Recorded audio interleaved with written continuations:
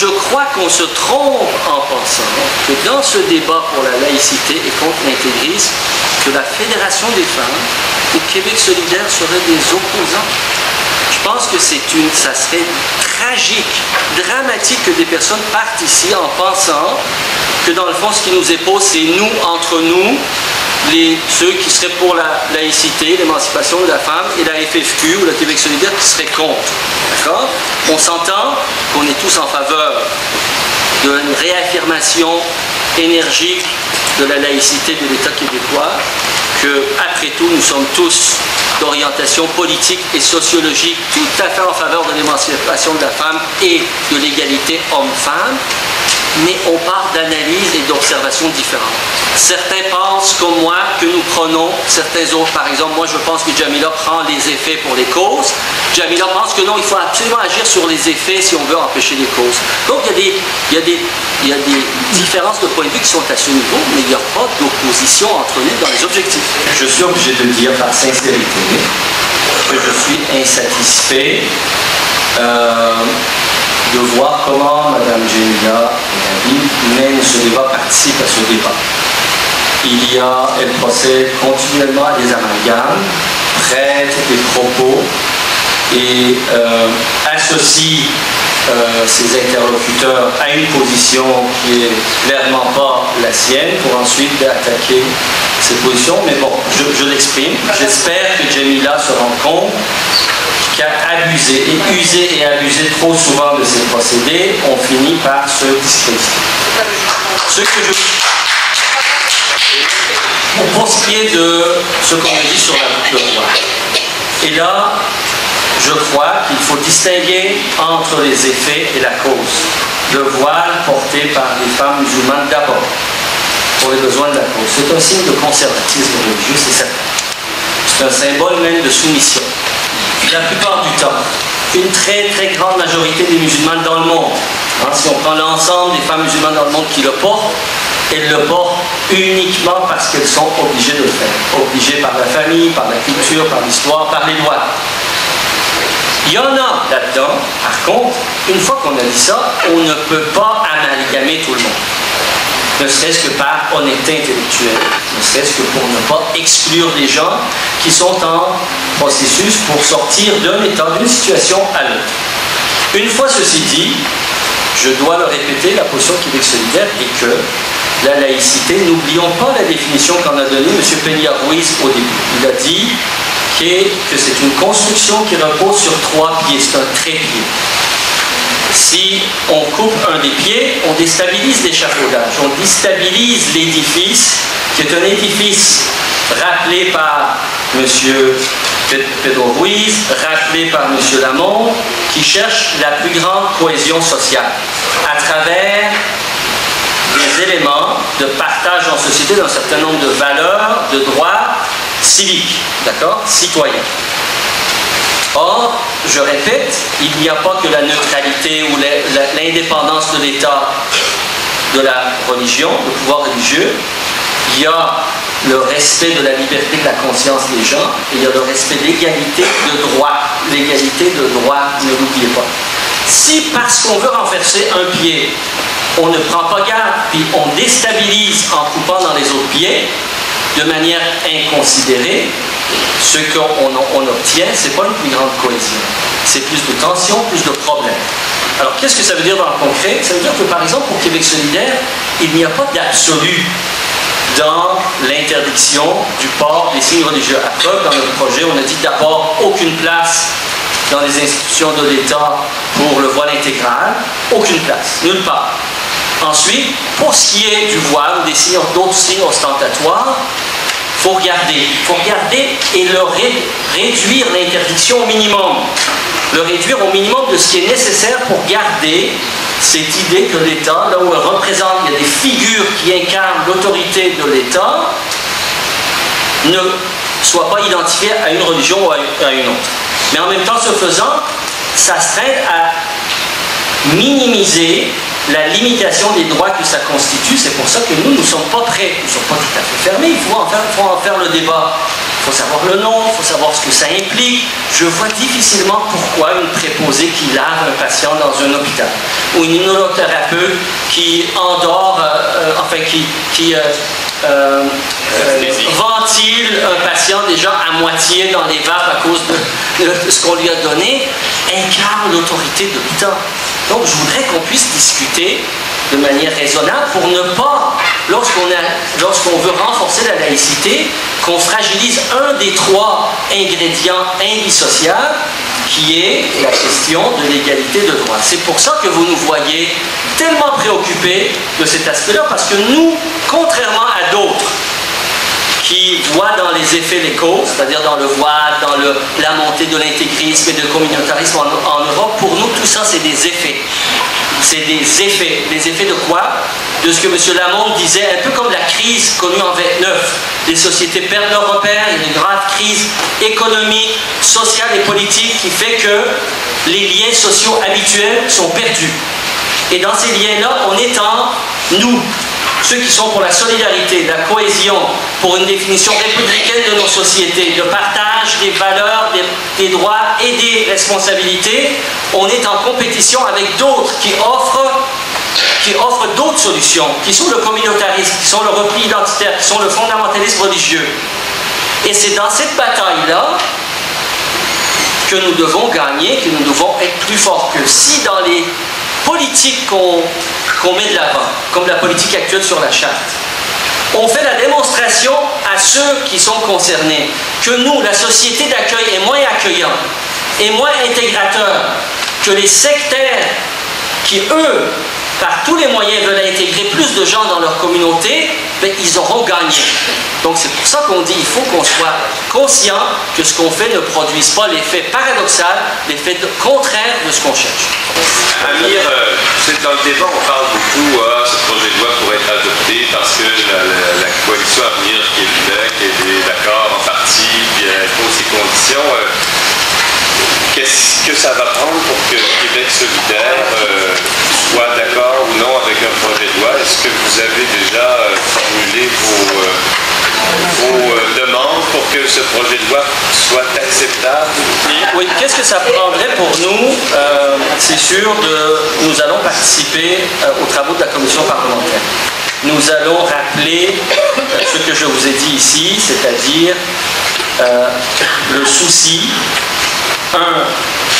d'approfondir. On n'aura pas achevé, mais d'essayer de parachever en partie le processus de la laïcisation de l'État québécois, mais rappeler aussi, quel que soit le résultat final, parce que nous sommes après tout deux, nous ne pèserons pas plus que notre contribution au débat dans la décision finale, mais rappeler qu'il faudra se rappeler des autres éléments.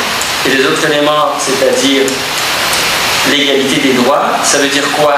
Ça veut dire la reconnaissance des diplômes, ça veut dire mettre fin à la discrimination à l'emploi, ça veut dire une francisation adéquate, énergique, bien investie, une francisation qui n'est pas uniquement fonctionnelle, mais qui cherche à aussi s'assurer je dirais, de la transition culturelle, du partage d'un même bagage culturel avec les nouveaux arrivants, ce qui veut dire que ça ne peut pas être juste 8, 10, 16 semaines avec 250 $ par semaine.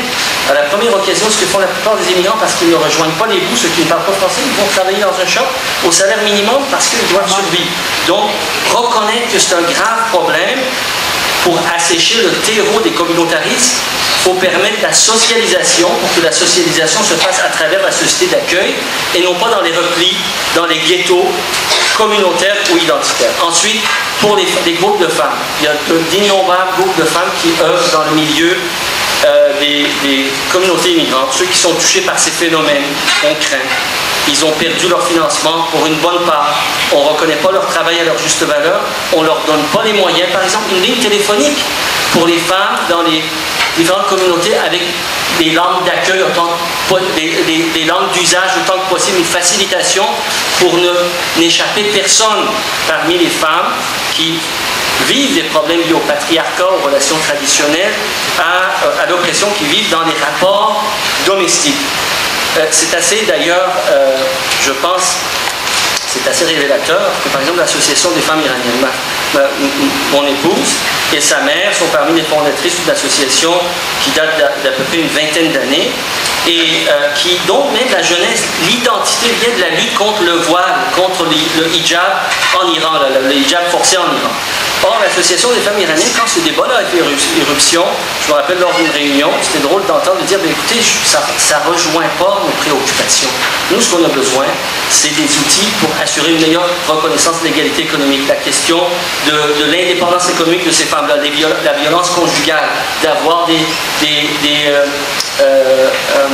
soutien pour celles qui veulent échapper à leur violence domestique. Donc, de combattre les rapports d'inégalité sur le terrain. Ils ne sont pas insensibles à la préoccupation sur les signes religieux dans l'État, mais leur problème au quotidien dans le combat même pour l'égalité des femmes qui subissent ces rapports traditionnels, c'est pas ça. Et pour ceux et on va rappeler surtout, parce que le Parti québécois, comme beaucoup de gens ici dans la salle, j'imagine, doutent encore qu'on peut avoir des effets paradoxaux.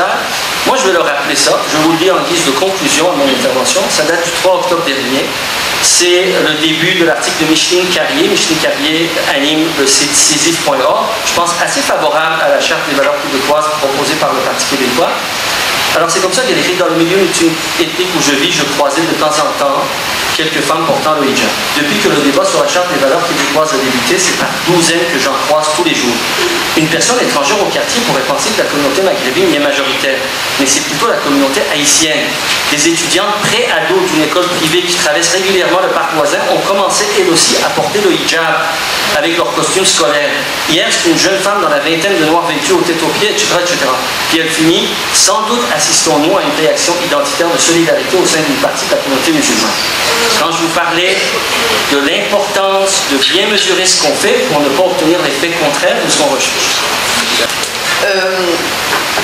Monsieur Kadir parle souvent de la crispation identitaire chez des groupes minoritaires. Je pense qu'il faudrait envisager, malheureusement, j'espère que non, mais toutes mes notions anthropologiques et sociologiques me disent que oui, il y a un problème de crispation identitaire qui s'en vient chez la communauté, la société d'accueil.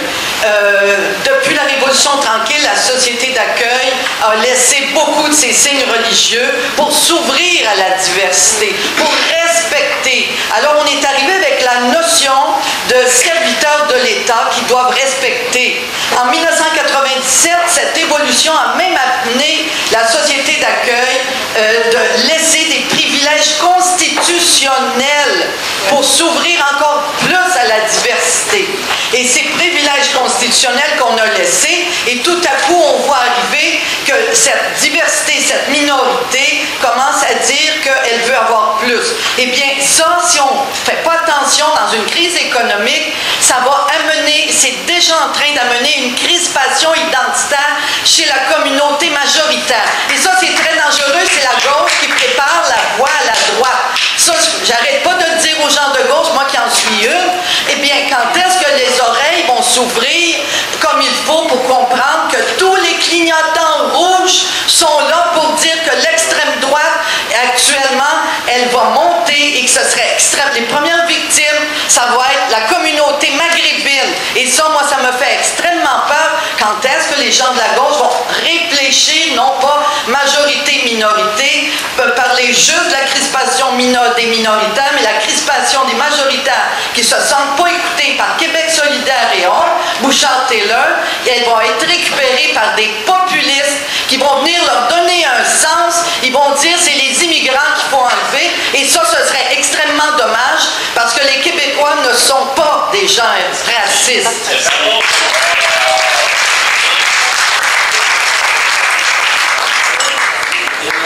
Je dois dire que c'est exactement ce qui arrive. Le Parti québécois, se définissant à gauche sur l'échelle politique, récupère ou essaye d'occuper le terrain suivant les mêmes créneaux que la droite populiste à la Mario Dumont avait fait en 2002.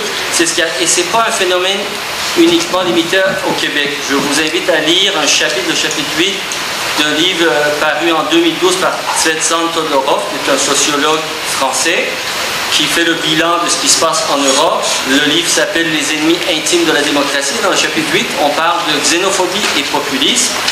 Et c'est le même pattern partout.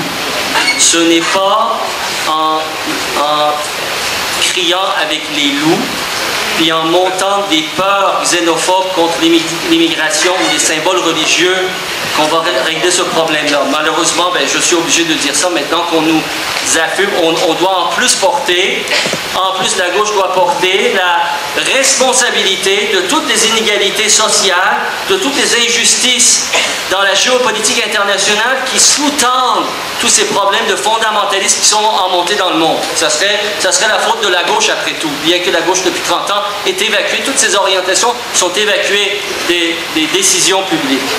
Je regrette, ce n'est pas ça. C'est justement l'erreur d'une certaine gauche traditionnelle au pouvoir, comme le Parti socialiste français, comme le Parti québécois, comme les Tony Blair, de s'associer à ce discours-là, puis de se laisser intimider par l'agenda xénophobe et populiste de la droite. Par opposition,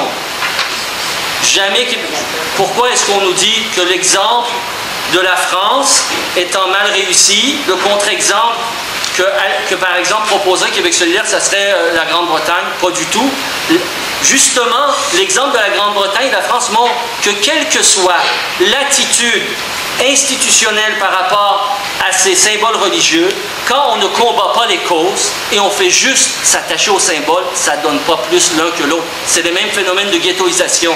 C'est pour ça qu'on dit, si on veut empêcher ça, puisque c'est ça que ça semble. La réalité, là, il y a deux enjeux. La laïcité, qui est un enjeu complètement différent, puis la lutte au fondamentalisme, qui occupe l'esprit de la plupart de ceux qui prennent la laïcité, en fait, comme un outil. D'accord? Et là, il y a un grave problème pour le mouvement laïque québécois. Il faut quand même clarifier cette confusion-là. Si notre objectif, c'est la lutte au fondamentalisme, mélangeons pas ça avec la présence ou non de voiles dans l'espace public au sein de l'État québécois. C'est pas... Non, mais c'est ça la réalité. C'est que si on veut mener une lutte au fondamentalisme, c'est d'autres choses qu'il nous faut.